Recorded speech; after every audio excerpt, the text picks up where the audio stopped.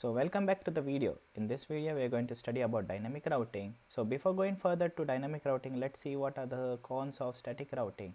So let's say we have considered a network over here with 4 routers in connected in 4 different networks over here, and then let's say R1 wants to reach R4 over here, and then I have statically configured a route for R1 to reach R4 through R2 over here. So what I have done, I've feeded IP route.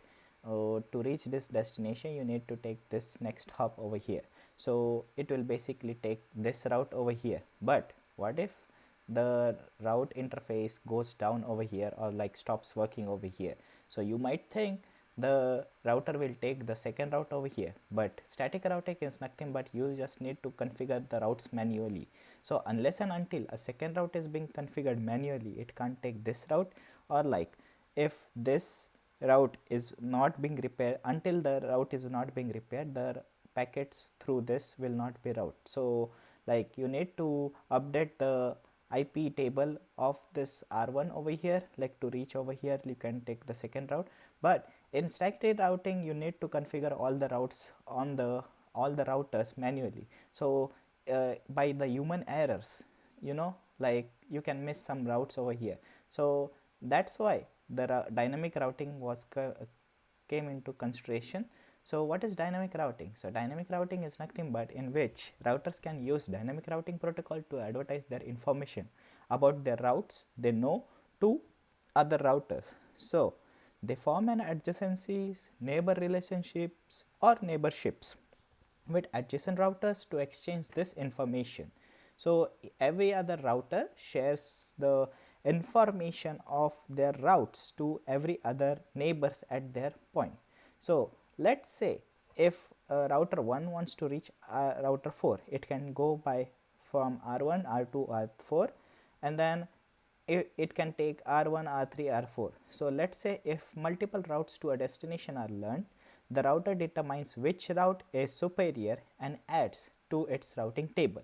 So basically both the routes will be added to the routing table, but the whose metric cost is less, it will be taken. So it uses a metric of route to decide which is superior, that is low metric is superior. So as you can see, to reach R4 from R1, if it takes R1, R2, R4 over here, they have 2 gigabit Ethernet links, whereas over here if R1 to R3 and R4, so it has 1 gigabit Ethernet and 1 fast Ethernet.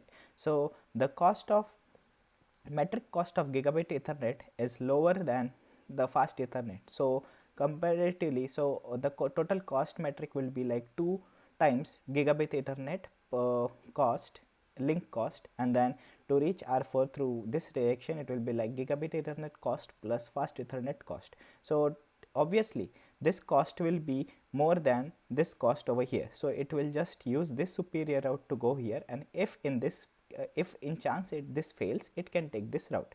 So in this way it configures the routing table over there, and then so all the routers have a network map, they populate all the link state advertisements to each others, and then have a basically map to reach at each and every router from each and every route. So this is the way the router knows all, and then they know all the routers to go everywhere, and then they have the network map on their router.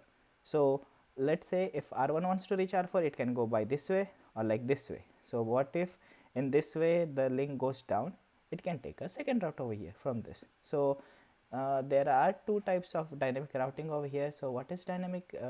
2 types of two categories, that is first is IGP, which is interior gateway protocol, and then EGP, exterior gateway protocol. So what is IGP? IGP is used to share the routes within a single autonomous system, it's within the same campus or the same office, which is the single organization. And then EGP is used to share the routes between 2 autonomous systems, 2 different offices. So let's take an example over here. Let's take say this company A and ISP A belongs to New York, and then ISP B and company B belongs to California over here.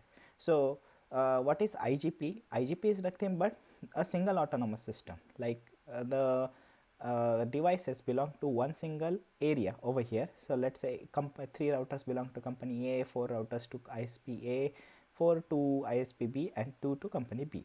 But what is EGP? EGP is nothing but the routes between two autonomous systems. You see, so the purple part is used to share like the routes between the two autonomous system. So let's see what is IGP and BGP types. So everyone uses a algorithm type. So EGP uses a path vector, and then the protocol famous being used is like border gateway protocol, which is also known as BGP. So IGP has two algorithm types, which is distance vector and link state.